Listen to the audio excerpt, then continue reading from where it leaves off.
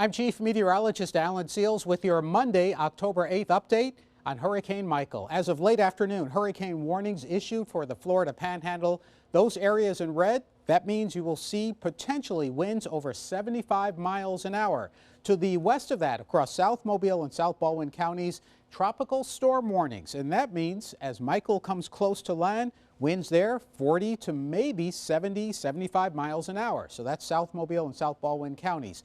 Notice also along I-65 north of those locations, tropical storm watches for Monroe County, Conecuh County, Escambia County, Alabama, northern Baldwin County, and also for the Mississippi Gulf Coast. Now these may be adjusted slightly tomorrow as Michael gets closer to the coast, but right now the watches simply mean watch and be prepared for the possibility.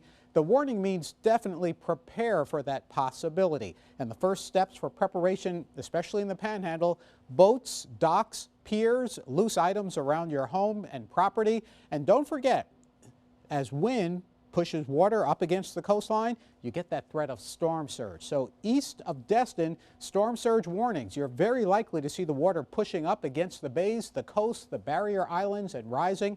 And then from Destin westward all the way through Baldwin County, it's a storm surge watch. And what that means is if the center of the storm goes pretty much right over Choctawhatchee Bay, the onshore wind would push the water ashore. If it goes right over Choctawhatchee Bay, you would have an offshore wind here, meaning storm surge would not be a threat. But there is that mystery, the uncertainty, and that's why the watch is there. Be prepared. So as of late afternoon again, 80-mile-an-hour winds, a storm that is projected to intensify, becoming Category 2, maybe Category 3 before landfall. But don't just focus on the category. You have to look at the potential size of the storm, how fast it's coming inland, how much rain it produces, how many tornadoes it can create, and the threat of storm surge. So not all Category 3s, if that's the case, are the same. Some are small, some are broad, but in this scenario, Wednesday afternoon, it shows most of the News 5 area with an offshore wind. Now, that is the side of the storm that you want to be on.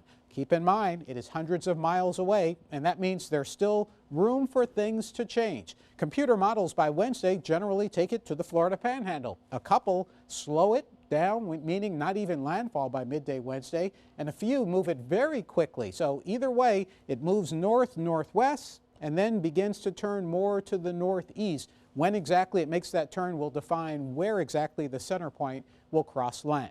In the big picture, it still will speed up once it hits land. So by Thursday, it'll be gone from the Gulf Coast. It'll be moving through the Carolinas. But on Wednesday, that's when landfall is most likely, somewhere between, say, Pensacola and Tallahassee, Florida, as a strong hurricane. Even if that number is not exactly what it is still going to be a strong hurricane.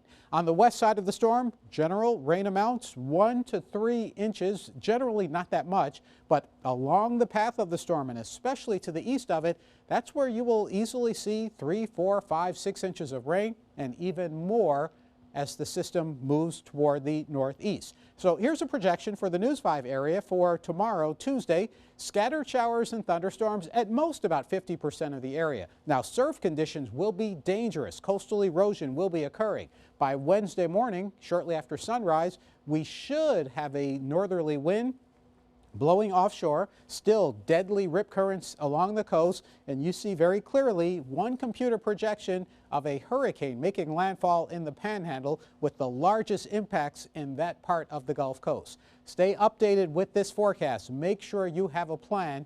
I'm Chief Meteorologist Alan Seals.